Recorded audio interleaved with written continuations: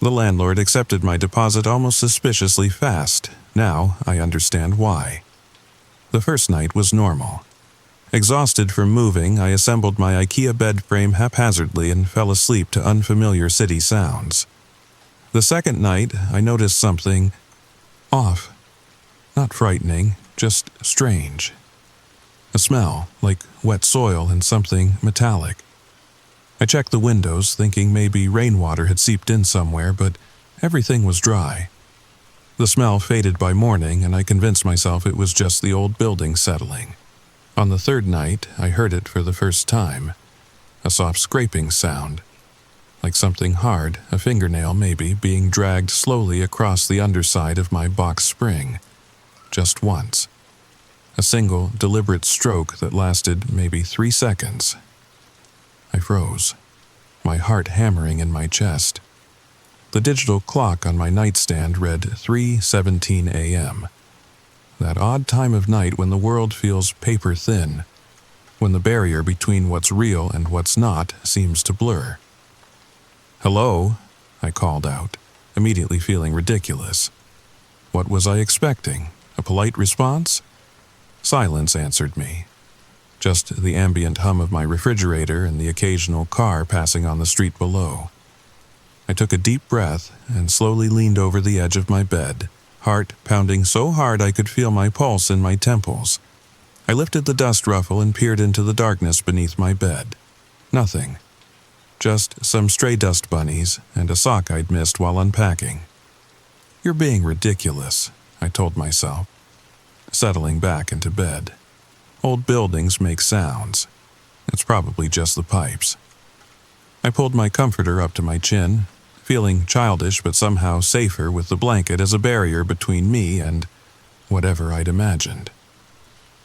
I closed my eyes, willing sleep to come, trying to focus on my breathing instead of straining my ears for another sound.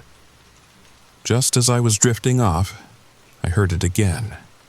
Not a scrape this time, but a soft thump, like something gently bumping against one of the bed legs.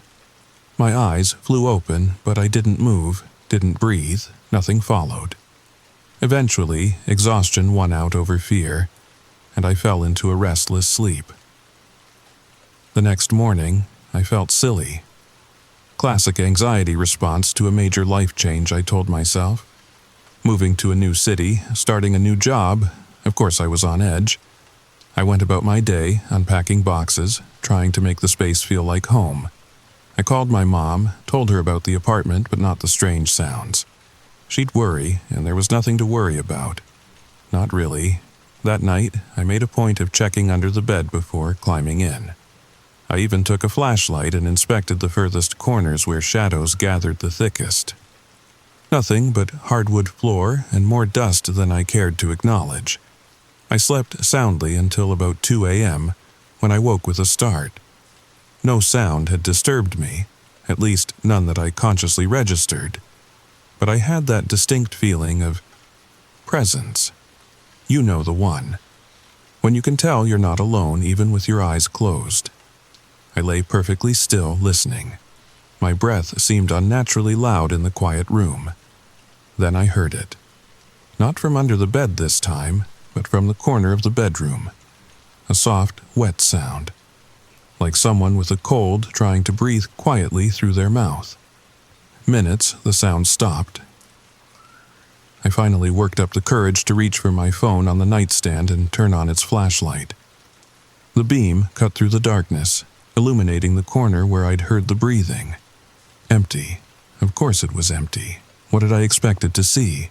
I got up, turned on every light in the apartment and checked all the closets, behind the shower curtain, under the kitchen sink. All the places monsters traditionally hide in horror movies. Nothing. Not even a spider. The next day, I bought a nightlight. 27 years old, and I bought a stupid nightlight that projected stars onto the ceiling.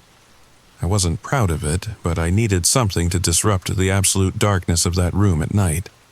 That seemed to help for a few nights. Or maybe whatever it was just took a break, lulling me into a false sense of security. I started to believe I'd imagined the whole thing. that it was just new apartment jitters combined with too many late-night horror podcasts.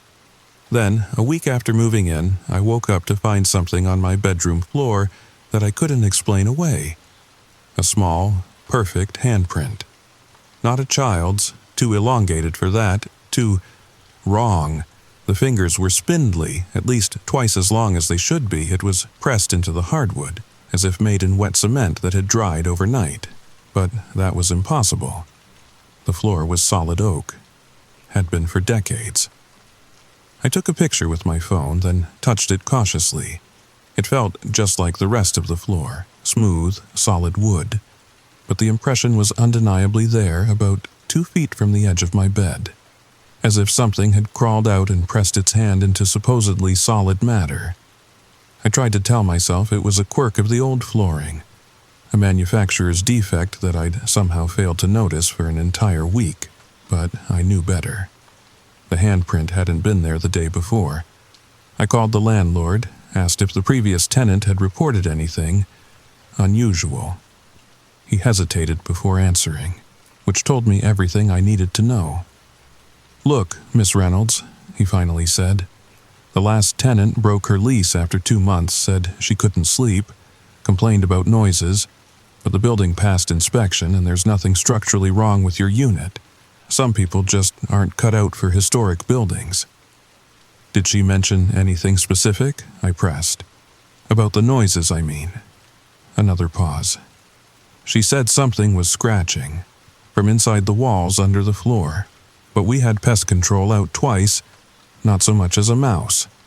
Look, if you're having second thoughts—" "No," I said quickly, not wanting to seem like a problem tenant. "No, it's fine, just curious." But it wasn't fine, not really. That night, I moved my bed to the center of the room, away from any walls. I told myself it was to create a better flow in the space, but the truth was, I didn't want whatever was making those sounds to have easy access to where I slept. I stayed up late, scrolling mindlessly through social media, reading articles I didn't care about, anything to avoid turning off the lights. But eventually my eyes grew heavy, and I had to sleep. The nightlight cast a blue glow across the room, the fake stars shifting slowly on the ceiling in hypnotic patterns. I checked under the bed one last time, clear, then climbed under the covers, keeping my feet well away from the edges. I must have drifted off because the next thing I knew I was waking up to a strange sensation. Weight on the mattress at the foot of the bed, like someone, something, had just sat down. My breath caught in my throat. I was lying on my side, facing away from whatever it was. The sensible part of my brain screamed at me to lie still, to pretend I was asleep. But another part, the part that needed to know, forced me to roll over, inch by excruciating inch. The weight shifted as I moved, adjusting to my new position. I finally completed my turn and opened my eyes to find nothing. The foot of the bed was empty. The weight was gone. But the impression remained in the comforter, a small, body-shaped depression where something had clearly been sitting moments before. As I stared at it, heart pounding, the depression slowly filled out, the fabric rising as if whatever had made it had never been there at all. I reached out a trembling hand to touch the spot. It was ice cold. I didn't sleep again that night. The next day, I went to a local coffee shop to work, not wanting to be alone in the apartment. I stayed until closing, nursing the same latte for hours, then stopped for dinner on the way home, prolonging my return as much as possible. It was almost midnight by the time I unlocked my door. The apartment was exactly as I'd left it. No mysterious handprints, no displaced objects, just my half-unpacked life in cardboard boxes. I did my nightly check, under the bed, in the closets, behind the shower curtain, then changed into pajamas and brushed my teeth. Normal routines to combat the abnormal situation. As I was about to turn off the bathroom light, I noticed something in the mirror that made my blood run cold. A mark on my arm. Just above my wrist, 5 small bruises in a distinctive pattern, like fingerprints, as if something had gripped my arm while I slept. Hard enough to leave marks, but somehow not hard enough to wake me. I ran my fingers over the bruises. They were tender, but not particularly painful, real, not imagined. That was the moment I stopped trying to rationalize what was happening. Something was in my apartment. Something that came out at night. Something that had touched me while I slept. I considered my options. I could break my lease, move out, find somewhere else to live. But what if it followed me? What if it wasn't tied to the apartment at all, but to me? And honestly, I couldn't afford to lose my security deposit and find a new place, not after spending so much on the move from Maryland.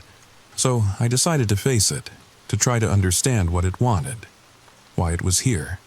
I went to a camping supply store and bought a motion-activated trail camera, the kind hunters use to track deer. I set it up facing my bed, hoping to catch a glimpse of whatever was visiting me at night. Then I went to a metaphysical shop downtown and bought sage, crystals, holy water, anything the earnest clerk suggested might help with an unwanted presence. I felt silly doing it, but I smudged the apartment with sage, placed crystals at the corners of my room, and sprinkled holy water around my bed. The familiar rituals made me feel better, more in control, even if I didn't fully believe they would work. That night, I set the trail camera to record and got into bed, the room now smelling strongly of sage and fear. I left my bedside lamp on, determined to stay awake as long as possible. I managed until about 3 a.m. before exhaustion claimed me. When I woke the next morning, the first thing I did was check the camera.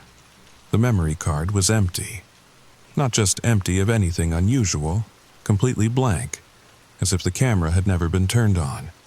But I knew I'd set it correctly.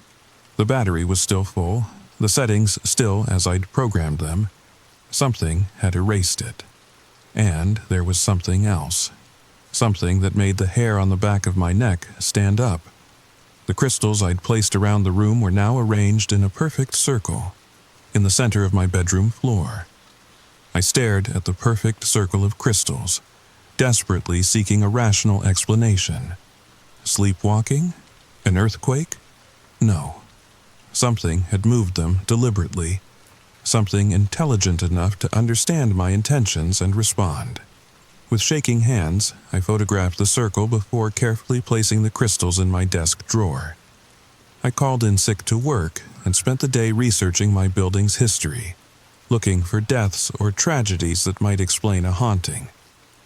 Nothing unusual appeared, just the typical life of a 1920s next. I dove into forums about paranormal experiences, reading accounts from people who claimed to have dealt with similar situations. Most seemed like creative fiction, but a few rang true in a way that sent chills down my spine. One user described sounds under their bed that started subtly but grew more aggressive over time. They wrote about feeling watched, about objects moving when they weren't looking. Their solution had been to communicate, to speak directly to whatever was there, to set boundaries. Most entities, they wrote, just want acknowledgement. They want to know they're not alone either. It seemed too simple, too human a need to attribute to whatever was in my apartment. But I was desperate enough to try anything. That evening, I sat on the edge of my bed and spoke into the empty room. "I know you're here," I said, feeling ridiculous but pressing on. "I don't know what you want or why you're in my home, but this isn't okay. You're scaring me. If you need something, there has to be a better way to communicate." Silence answered me. I hadn't expected anything else, but part of me had hoped for some sign, some response. "I'm going to put a notebook under the bed," I continued. "If you can move crystals, maybe you can write. Tell me what you want, and if it's reasonable, I'll try to help." I placed a spiral notebook and pen on the floor, then slid them under the bed. As an afterthought, I added a small flashlight too. That night, I lay awake for hours, listening for any sound of movement, of paper rustling, of a pen scratching across a page. Eventually, I must have drifted off, because suddenly it was morning, gray light filtering through my curtains. I practically lunged off the bed, dropping to my knees to peer underneath. The notebook was still there, but it was open now, no longer in the pristine condition I'd left it. With trembling fingers, I pulled it out. On the first page, in handwriting that was definitely not mine, shaky, childlike, but with an odd precision to certain letters, were 3 words: "Not a monster." I stared at the message, a chill running down my spine despite the declaration. If it wasn't a monster, then what was it? A ghost? Something else entirely? The pen had been used, its cap now missing. The flashlight was still there, but turned on, its batteries now dead. I swallowed hard and picked up the pen, writing below the message, "Then what are you? Why are you here?" I returned the notebook under the bed, replaced the flashlight with a fresh one, and went about my day in a strange haze, half convinced I'd imagined the whole exchange. That night, sleep came more easily, perhaps because communication, even with something inexplicable, was less frightening than the unknown. In the morning, I checked the notebook again. Below my questions was a single word: trapped. The handwriting was the same, childlike, but with those strangely precise letters. I felt a surge of both fear and pity. Whatever was under my bed believed it was trapped.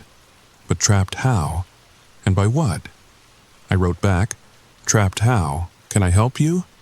As I slid the notebook back under the bed, I noticed something I hadn't seen before. A small object tucked against the wall, almost hidden by the dust ruffle. I reached for it. It was a button.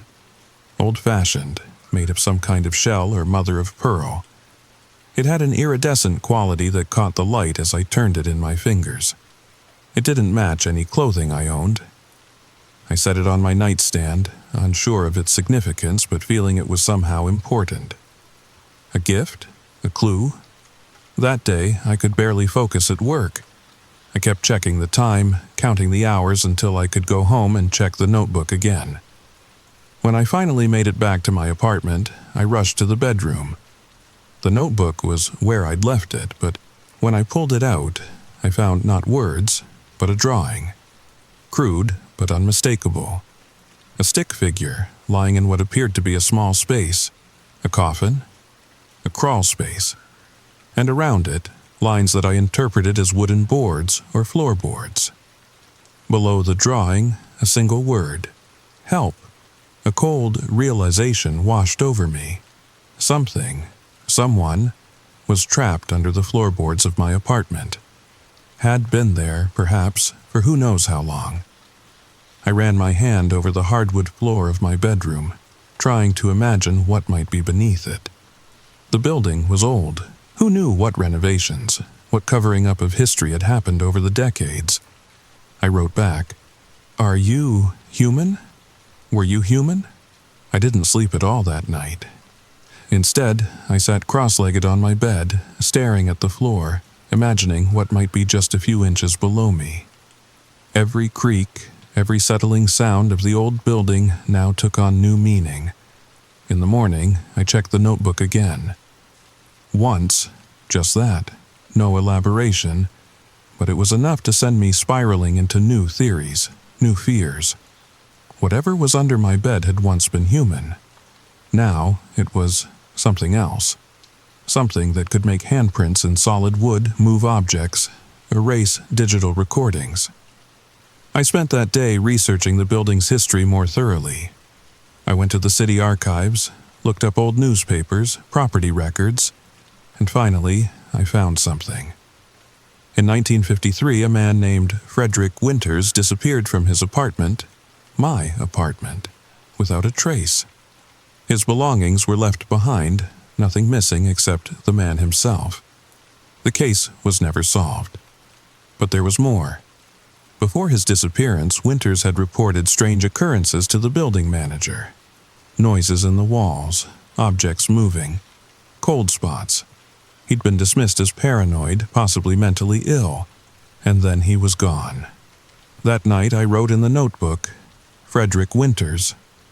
The response, waiting for me in the morning, was a single word that made my blood run cold. Below, below. The word echoed in my mind as I tried to parse its meaning. Was Frederick Winters below me? Below the floorboards? And if so, was he the entity I'd been communicating with? Or was he something else entirely? I needed to know. Against my better judgment, against every instinct for self-preservation, I decided to look beneath the floorboards. I went to the hardware store and bought a pry bar. The sales clerk raised an eyebrow at my determined expression but said nothing. Back at the apartment, I examined the floor carefully, looking for any board that seemed different from the others. In the corner of the room I found one, slightly darker, with spacing around the edges that was just a bit wider than the rest. I positioned the pry bar and hesitated, suddenly afraid of what I might find. But I'd come too far to back down now. I applied pressure, and with a groan of protesting nails, the board lifted. Beneath it was darkness and the smell of old, stale air. I shone my flashlight into the opening, expecting, what, a skeleton? Some otherworldly horror? Instead, I saw only the building's infrastructure. Joists, the underside of floorboards, decades of dust. But wait, there was something else, a small object, wedged between two joists, as if hidden there deliberately. I reached in, my skin crawling at the thought of something grabbing my hand, but nothing did. My fingers closed around the object and I pulled it out. It was a small tin box, the kind that might once have held mints or tobacco. It was rusted at the edges but still intact. I prized open the lid. Inside was a folded piece of paper, yellowed with age, and a button, identical to the one I'd found under my bed. With trembling fingers, I unfolded the paper. It was a letter, dated May 17th, 1953, written in a cramped, urgent hand. To whoever finds this, they are coming for me. I don't know what they are, but they are not human, not anymore. They lived here before us, in the darkness between spaces. Now they want back what we've taken. This building, this land. They speak to me at night. They show me things, terrible things. The future, I think. A world where they have reclaimed what was theirs. If you're reading this, they have already taken me. I've hidden myself as best I could, but they will find me. They always do. The buttons are the key. They open the way between their world and ours. I've collected as many as I can, but there are more. Always more. Beware the space under your bed. It's not empty, even when it looks that way. It's a threshold. God help me. God help us all. Frederick Winters. I dropped the letter as if it had burned me. The button on my nightstand suddenly seemed malevolent. A silent witness to whatever had happened to Frederick Winters. I looked at the open space in my floor with new understanding. Not a grave or a hiding place, but a threshold. A door between worlds. I carefully replaced the floorboard, hammering the nails back in with the handle of the pry bar.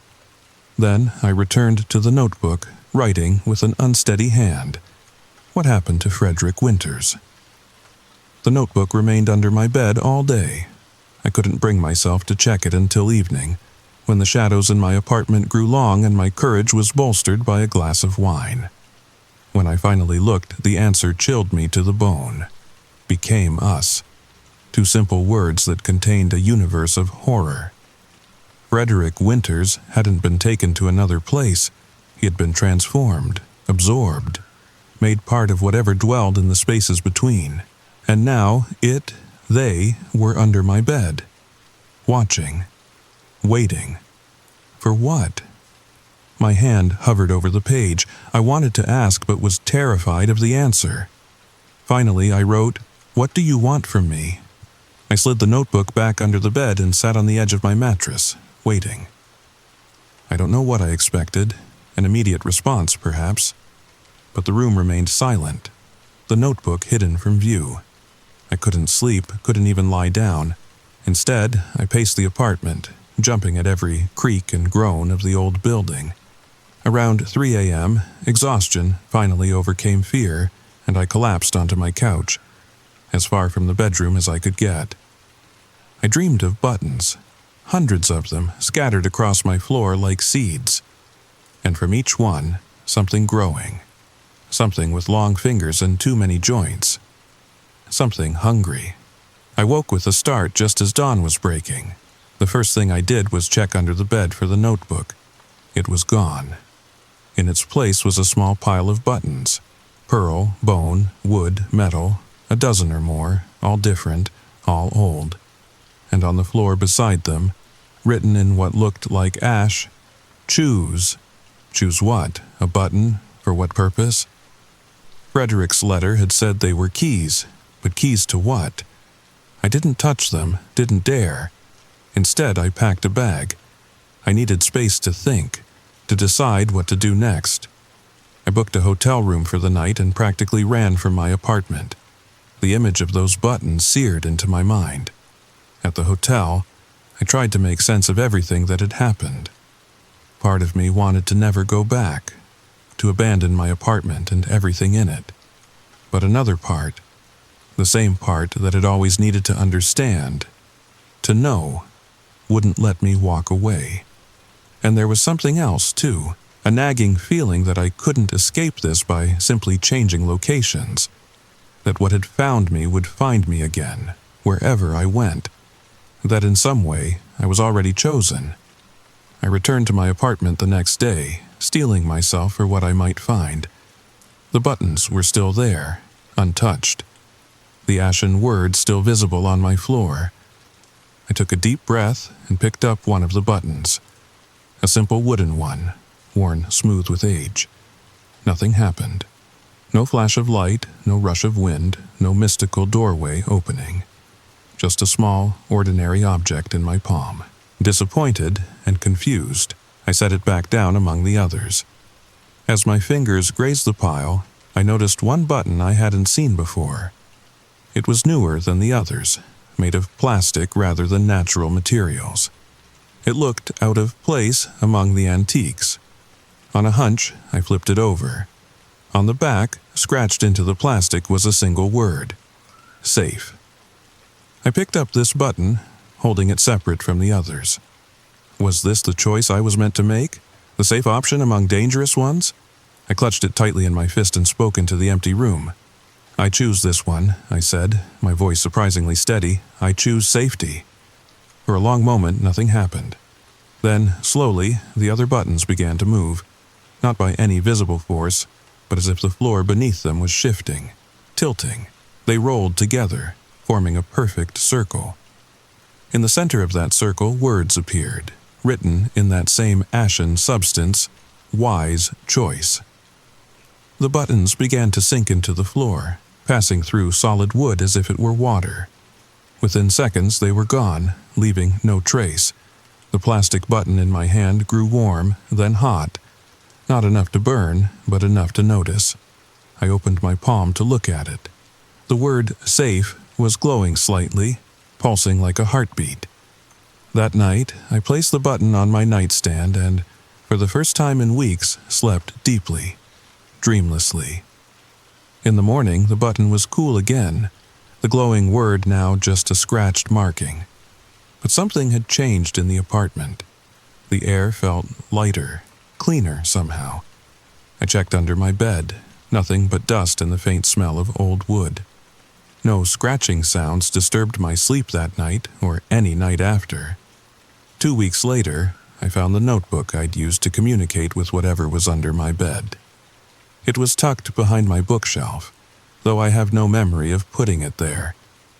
When I opened it, all our exchanges were gone, replaced by a single sentence in that same childlike yet precise handwriting. The threshold is closed, but others remain. Keep the key. I still have that plastic button. I carry it with me always, a reminder and a protection. Sometimes, in new places, I feel that familiar sensation of being watched, of something just beyond normal perception, waiting. When that happens, I touch the button in my pocket, and the feeling subsides. But I always check under my bed before I sleep, just to be sure. Because I've learned that the monsters we fear as children don't disappear just because we grow up.